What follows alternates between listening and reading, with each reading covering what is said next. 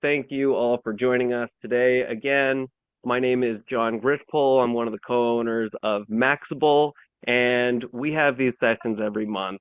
Maxable is essentially a one-stop shop for everything you need to know about ADUs, whether you're considering prefab, whether you're considering a traditional stick-built construction method, and you just need an architect or a contractor. Whatever you need and any guidance or support that you need throughout the process, that's really what Maxable is here to help you with. Every month we have new webinars touching on all the different topics that are relevant to ADUs. In the past, we've done how to save money on your ADU, how to get the tips and find the right architect and design plan for your ADU, how to find the right contractor. We've covered many topics and we have many more coming up. So if this is not your first session, thanks for coming back. Great to hear you got some value out of the previous one. And if this is your first session, thank you for joining us. The best way to stay in the loop is by signing up for our newsletter or signing up for these webinars. As soon as you sign up for the first one, that tells me that you're interested. So I'm going to keep notifying you about all the other ones. So again, thanks for joining us. And today's session is about prefabricated ADUs.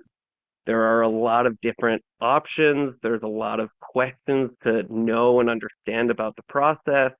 So it's really, really important that that you have all the information in front of you, that you learn everything that there is to know when it comes to deciding if prefab is the right approach for you, and if it is, deciding which prefab ADU is right for you.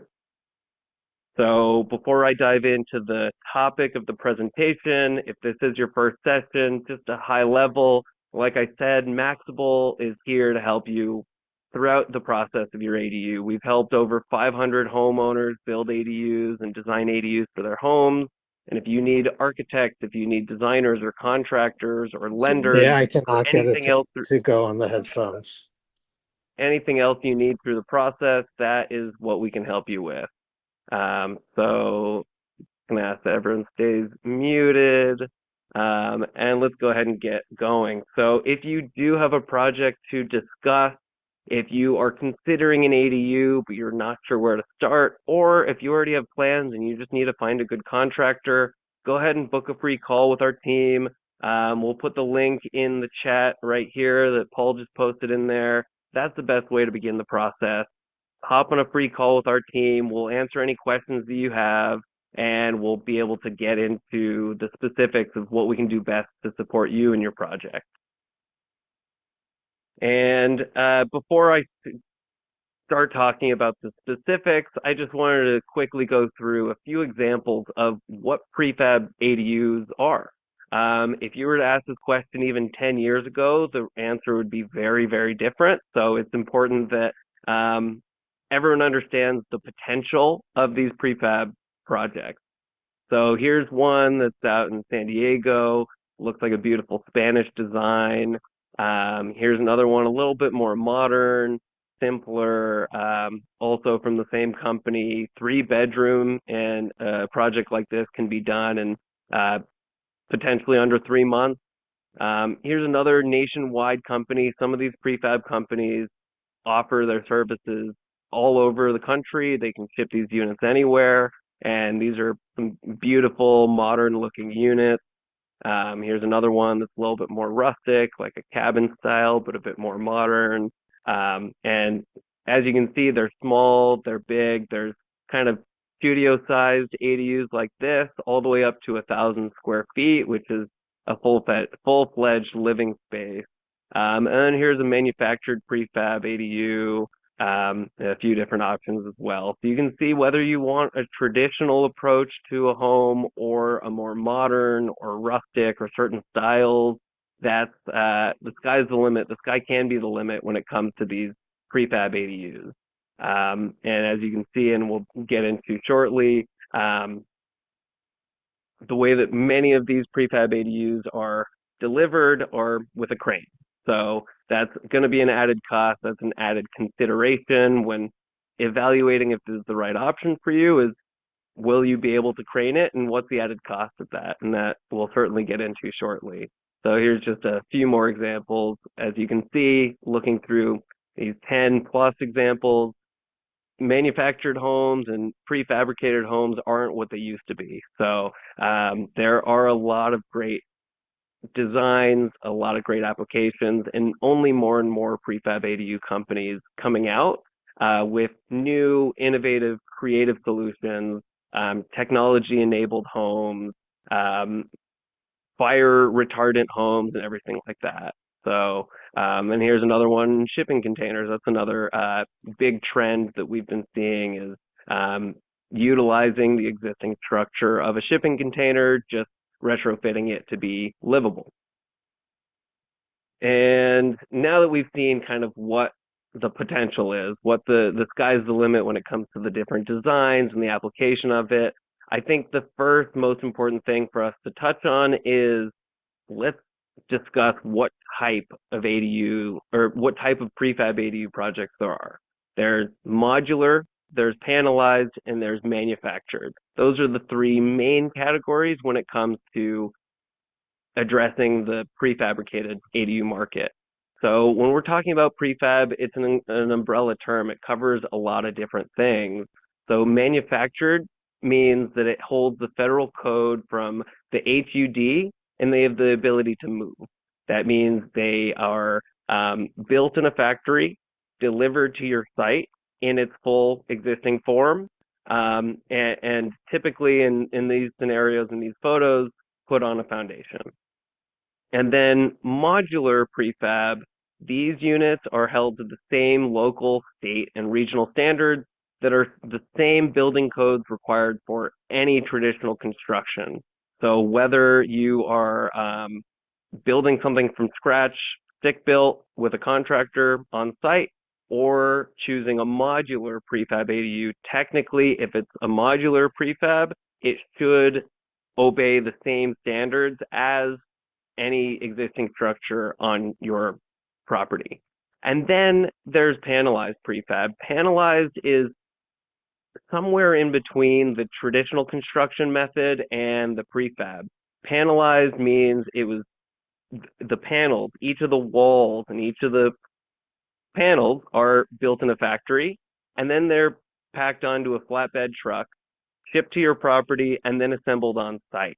Now, when it comes to shipping a fully modular prefab, like I mentioned earlier, they need to build the entire thing in a factory and then put that entire unit on a truck and then transport it to your home and then crane that onto your property. So there's a lot of potential roadblocks, a lot of added costs when pursuing that approach.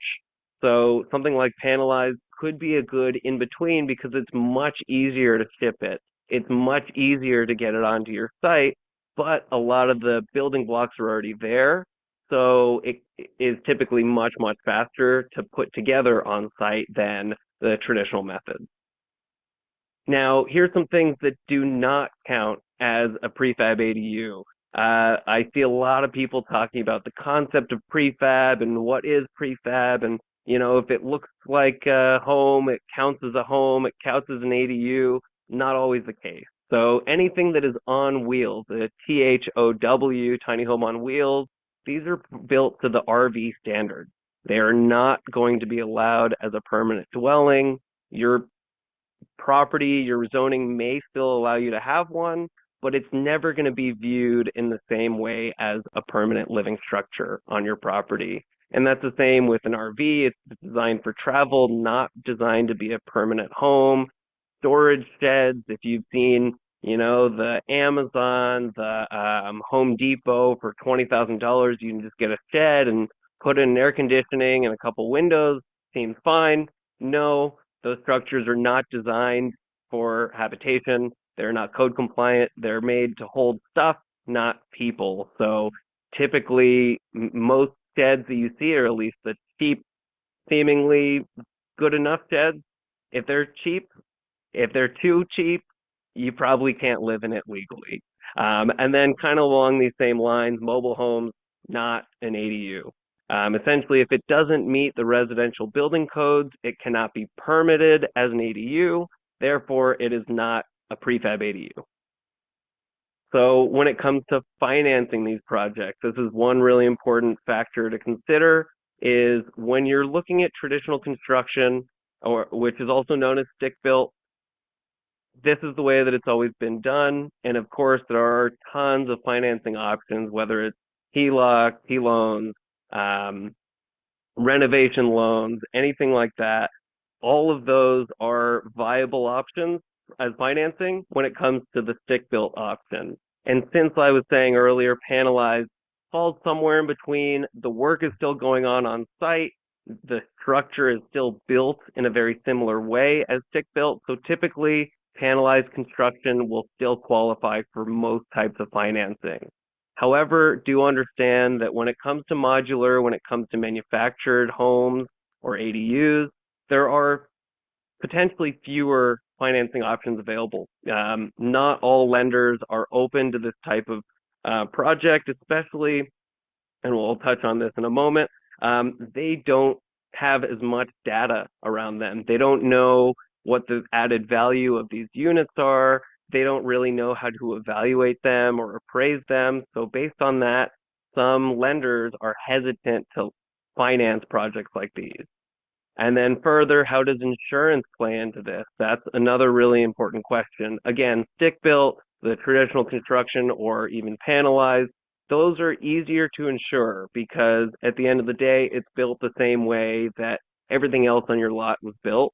So the insurance providers are typically as comfortable covering the ADU as they are your primary home.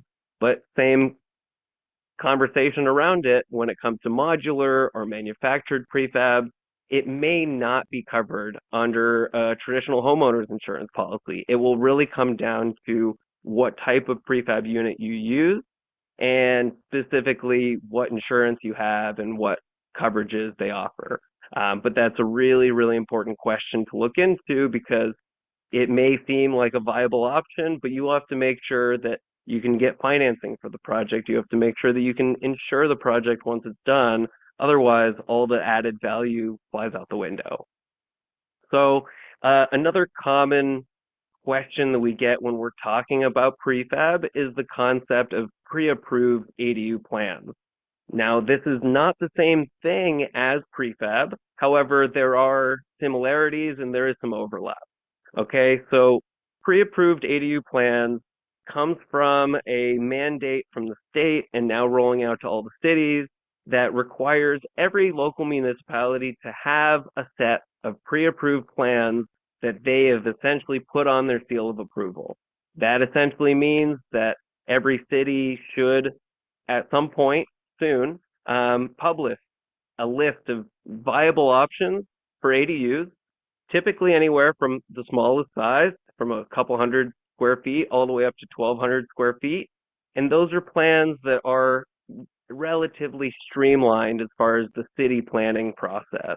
The design itself has been pre-approved. You may still have to pay an architect to get access to those plans, or they may be accessible for free from the city. But in either scenario, you will still need to take those plans and work with an architect to customize them specifically for your lot. That plan that's pre-approved is just the unit. You still need the lot plan and all the specifics of how it's going to go on your specific property. So these plans are approved by designers or architects. The benefits of them is it really cuts down on the design time. Let's say I just started working on an ADU design with a brand new architect. The process might take between 6 to 8 weeks, me discussing the initial floor plan ideas, the designer putting some thoughts together, the back and forth, and then finalizing the layouts and the floor plans, and then doing all the calculations and additional work from there. Using a pre-approved plan can reduce a lot of that planning time. And since you're not paying an architect to start from scratch, you can save on some of the fees involved in the process as well. And potentially you can save some of the city fees as well. However, there's a number of cons when it comes to evaluating pre-approved ADUs. One, you can rarely customize anything. If you want to move a door, if you want to move a window, if you want to bump it out another few feet, It's no longer a pre-approved plan. Typically, you have to start from scratch.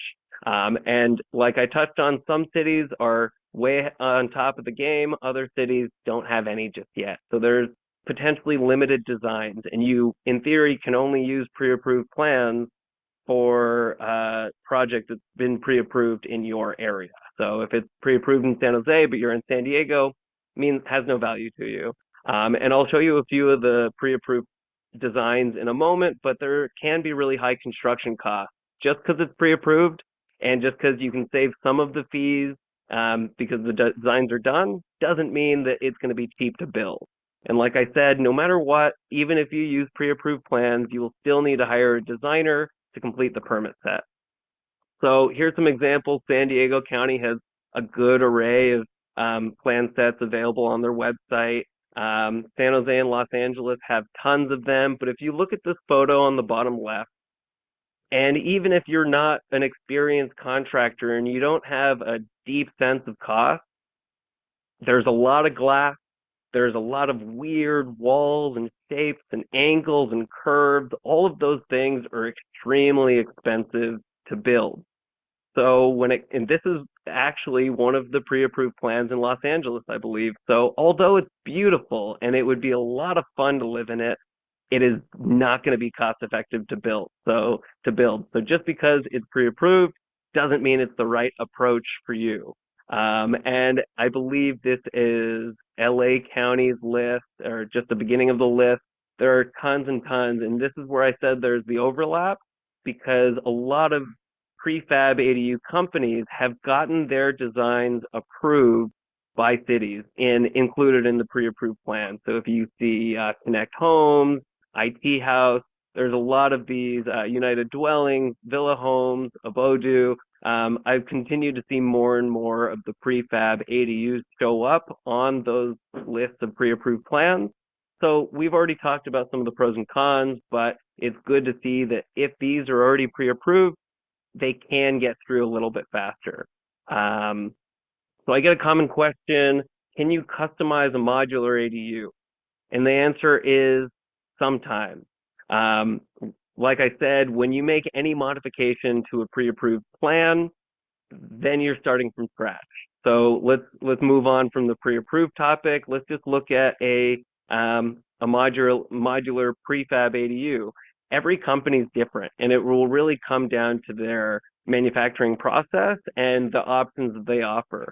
You can typically customize certain things, and finishes are an easy one, but when it comes to expanding it or changing the shape or size or relocating doors and windows, that's not always the case. So it's really, really important that you verify that with the team that you're considering. And then also another common question is, do you need permits for a prefab ADU? The answer to that question is yes.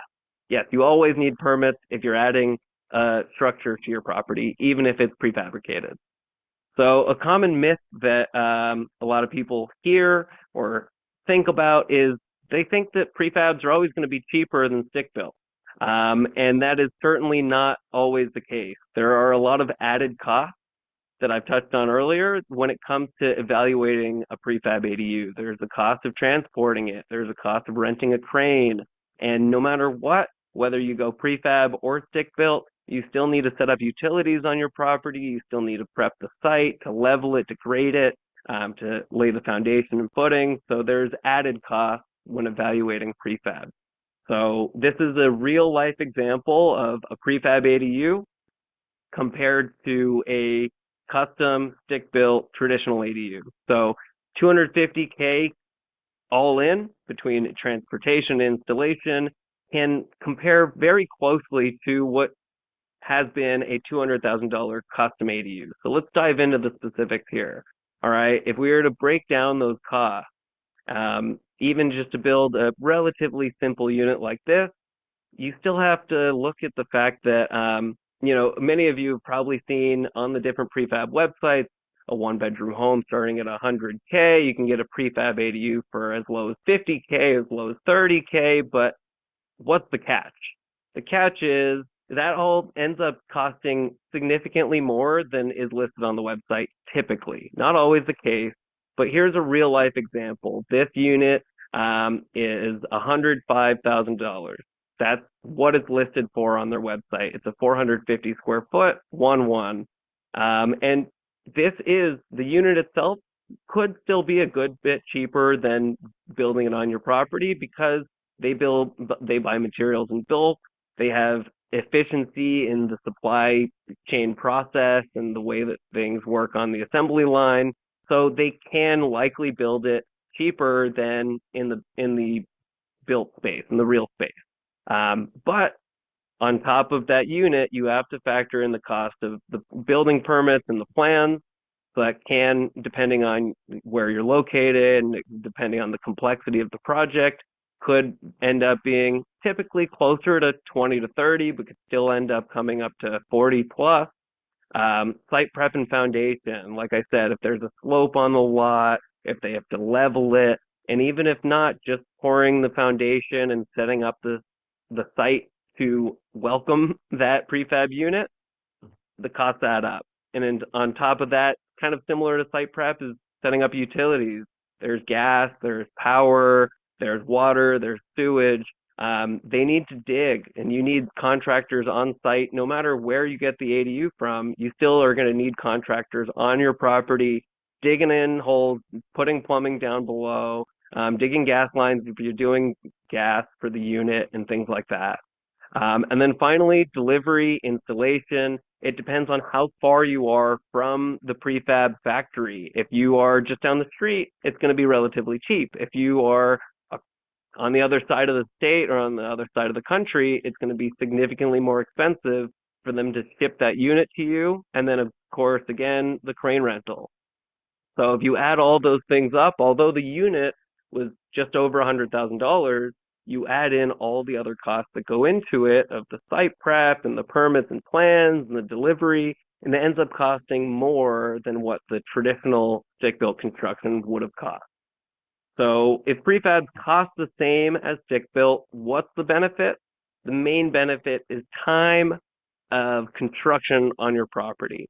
All right, that is typically the core main benefit.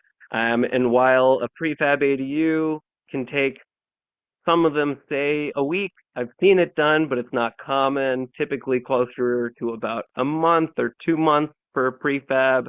Whereas for stick built, it could take 8 to 10 months for a larger ADU. Even for a smaller ADU, I would expect a bare minimum of 4 months for a garage conversion or a small kind of 400, 500 square foot space, and under 6 months. So that's kind of the timeline. That's really the main difference, is the amount of time on site. So I'm not going to go through this because it's just a summary, but in essence, there's more time spent on site for a stick built, but you have way more customization options with a stick built. The cost can vary more with a stick built approach because you don't have a fixed unit price. But that said, there's more ways to reduce costs. There's more ways to refine a design to make it more economical, or use certain materials or finishes that are more economical. And then finally, the last couple, or that financing and insuring the project can be more difficult with a prefab ADU.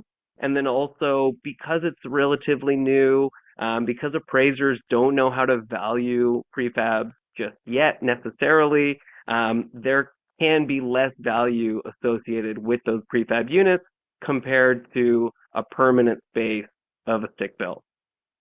All right, I'm going to breeze through these because we're already at 10:30. And for those of you who are feeling rushed, rest assured I will send out a copy of this recording to everyone after the session, because there's a lot of information on these slides and I'm not going to go through all of them. But if you are considering a prefab ADU, please look out for the following red flags. If you've heard about any of the stories that have been coming out throughout California and the greater area, there's this company, Anchored Tiny Homes. There was another company, Multitasker. More and more companies are coming out of the woodwork.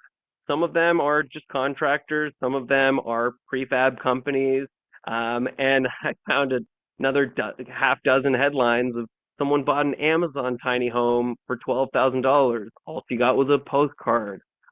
If the tiny home scam sounds too good to be true, it probably is. If you see someone selling a tiny home for $20,000 on Facebook, it's probably a scam. And then if you see any of those two-story tiny homes on Amazon for only $35,000, I'll say it again, if it sounds too good to be true, it probably is.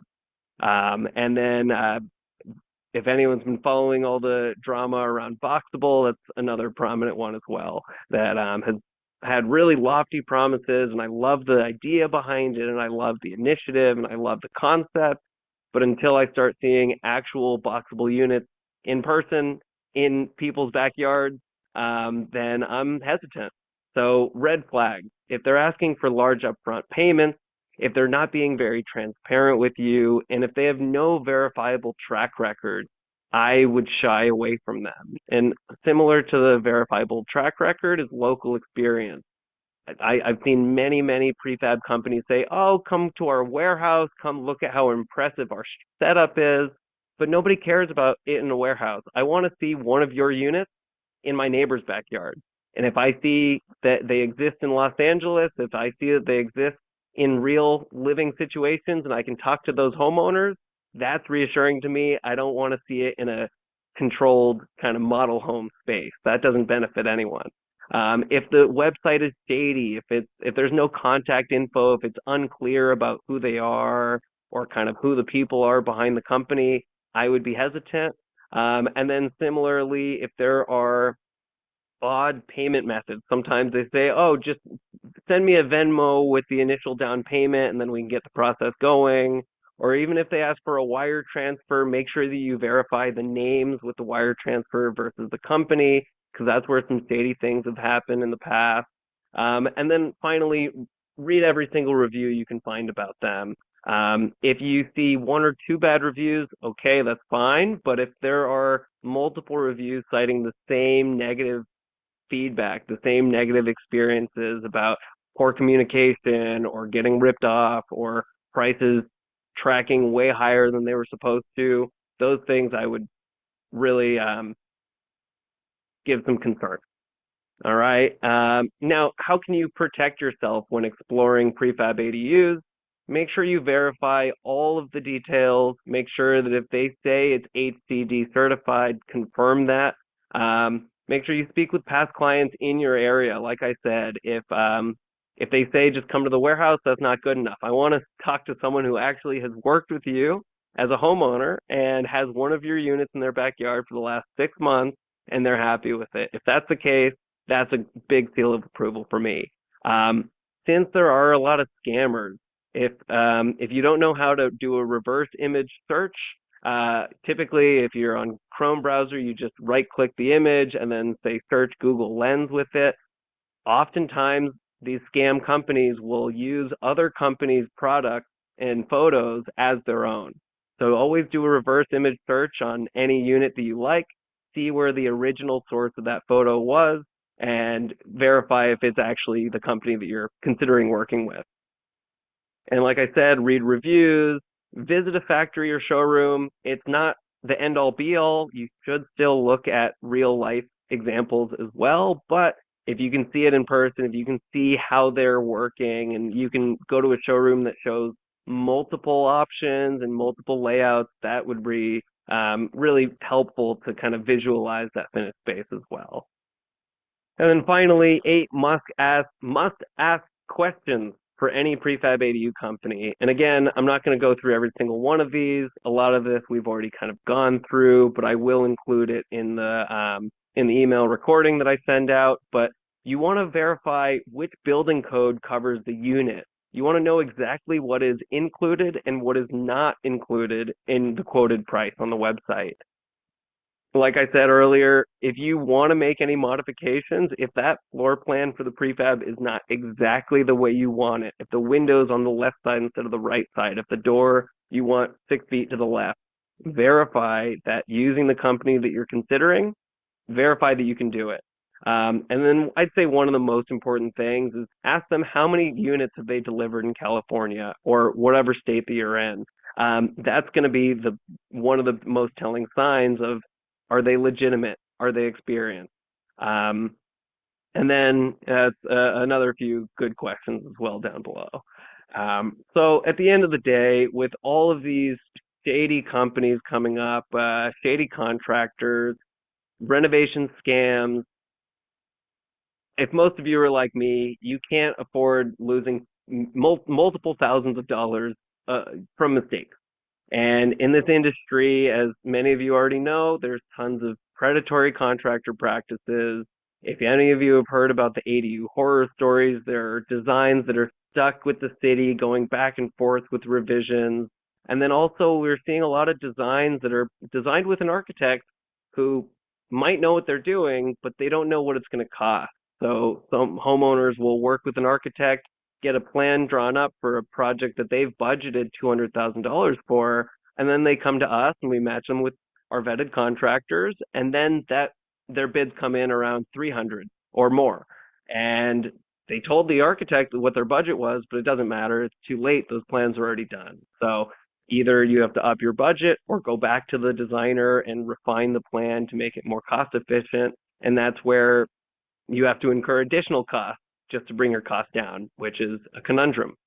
So our Maxable team, we have a network of vetted partners all throughout California. We work with lenders, contractors, architects, designers that have tons and tons of ADU experience. Most of the contractors and the teams that we work with specialize in ADUs, and this is what they spend all their time doing. So they have a lot of experience, and like I mentioned earlier, local experience, which is the most important.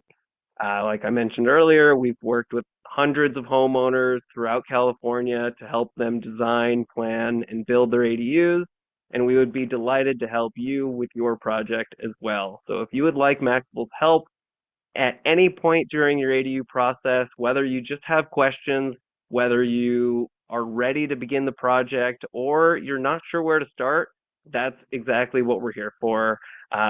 Like I mentioned, the way our process works is you start the process with a call with our team. If you need an architect, we'll put you in touch with a reliable ADU architect. Once your plans are getting close to finished and refined, then we can introduce you to multiple contractors to come out to your property, visit your site, and give you an estimate based on the work. We can help you review your estimates with the ADU experts. And if you like any of the contractors that you've connected with, hire your favorite. Rest assured that we don't disappear from there. Our Maxable team will stay involved every step of the way just to ensure that everything goes smoothly on your project, that you get exactly what you expected from it. And like I mentioned, our process always starts with an online site evaluation. We'll meet with you, we'll understand your goals and your priorities for the project, and we can dive into your specific lot and analyze what your options might be, what is most likely to be feasible for your property, and is your vision likely to become your reality based on the space that you have? So this is one of the most valuable things you can do, especially if you're just starting out. So if you want to start your project, and like I said, whether you are just at square one, just starting to learn about what an ADU is and which one's right for my lot, or if you've already got all the work done and you just need to find a good architect and or a good contractor to get the process going, go ahead and book a call. We put the link in the chat. So if you are interested in getting the process started, then we would be happy to help you. I think that is all we had today. So thank you all for joining us. We went a little bit long, but I hope you got a lot of value out of this. I think Paul's been doing a good job answering some of these questions throughout, but I do have a few more minutes. So is there anything else that people would like to know that I can answer for a few moments? Let's see. I see Martin's question about prefab suitable for earthquake zones. It depends what type of prefab. Not all of them will be. Certain construction methods can be better suited for earthquake zones. So that's a really, really important question to ask specifically to the type of prefab company. a lot of that will come down to what type of ADU it is and what supervision it gets. Is it from HUD or HCD? Will ADUs work on rooftop, Siva? Maybe. You can build an ADU on a rooftop. I don't think I've seen any scenario of a prefab ADU on top of a rooftop. But like if I have seen many projects where people want to build an ADU on top of a garage, and that is certainly feasible. Let's see. Tim, good point. Most of the pre-approved plans are not great. There's some cool ones, but realistic, not necessarily.